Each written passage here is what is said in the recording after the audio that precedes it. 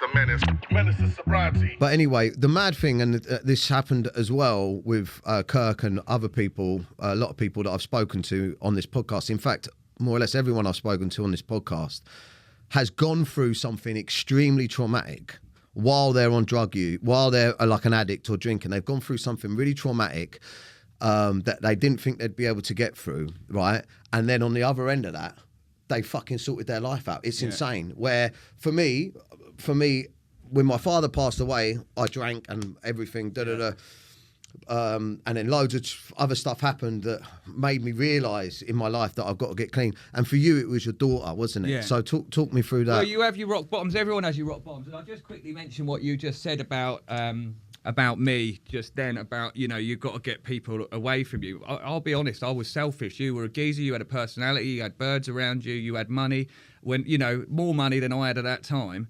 And as a selfish guy, I wanted you out, I wanted you on the gear. And you'll find that with friends when you go sober. You'll find the ones that still want to pull you back into it. And I was doing that with you, I'm sure of it. You know, you were a ticket. Yeah, you have to be honest. You know, because I behaved awfully in a big period of my life. But you have multiple rock bottoms, and so, you know, I met my partner Stacey, and you know, we fell in love really, we're still together, like absolutely best relationship. We work on it, we go counselling together, we do everything. You know, we nip problems in the bud before it starts. But I had Minnie. We got pregnant 2 weeks in, and 2 weeks into meeting her. 2 weeks into meeting her, and I've done the maths on this because she was 3 months premature, but 7 months in we're having a baby. So, you know, she looks just like me. Don't worry about it. I saw her come out. I saw the weight. But you know, we went for a routine check. I remember Stacey said, I haven't felt the baby for a few days, and we went in for a scan. And it was taking a bit long. I was on the phone to my mate Ali at the time, and I said, Ali, I don't think I'll be able to do that. I was sober at this point as well, and I said, I will melt, I will fold if I lose the baby. And Stacey, sure enough, I just felt it. She came out in tears. She said, the baby's not doing very well. We've got to get it out. We need a second opinion. Had a second opinion. How many months was she? Sorry, 6.5 months pregnant. Wow. So it was right at the start of COVID, and they said, we've got to take her in an ambulance, Stacey, to Oxford Hospital. She's having the baby. She's going to have it out tomorrow. But because of COVID, you can't go in. So I'm on my own, right? And she's gone. And what did you do straight 4 cans of Stella. And I rang a taxi driver, and I sat with him. The guy was a prem baby as well. You know, when you get in these moments, and I'm drinking Stella, I'm on the way. Bear in mind, 8 months ago, I'm just going about my day. And now I'm on my way to have a kid with a woman that I know, you know, for 7 months. I mean, I'm thinking, what the fuck? And I'm chatting away to this guy, and he's talking about his experience. And he goes, well, he was born, and he goes, they threw me on a slab. It wasn't like these days. And, you know, if he breathes and he eats, you know. But we were chatting, and I started drinking. And I got to hospital, and Stacey was all plugged into this stuff, and we was put in this room, and I was drunk, trying to pretend I wasn't drunk. And I fell asleep for sort of half an hour while we were sharing this bed, and I woke up, I threw up out of nerves, and there was cans in the bloody bin, and the nurse is like, what's this guy doing here? And so I wasn't allowed to see Stacey. They kept her in overnight, and I was in this hotel. And you know what? I reverted so much harder into my alcoholism because I needed to sleep. I thought the only way I can remove this anxiety, this fear, is the only way I've ever known, which is booze.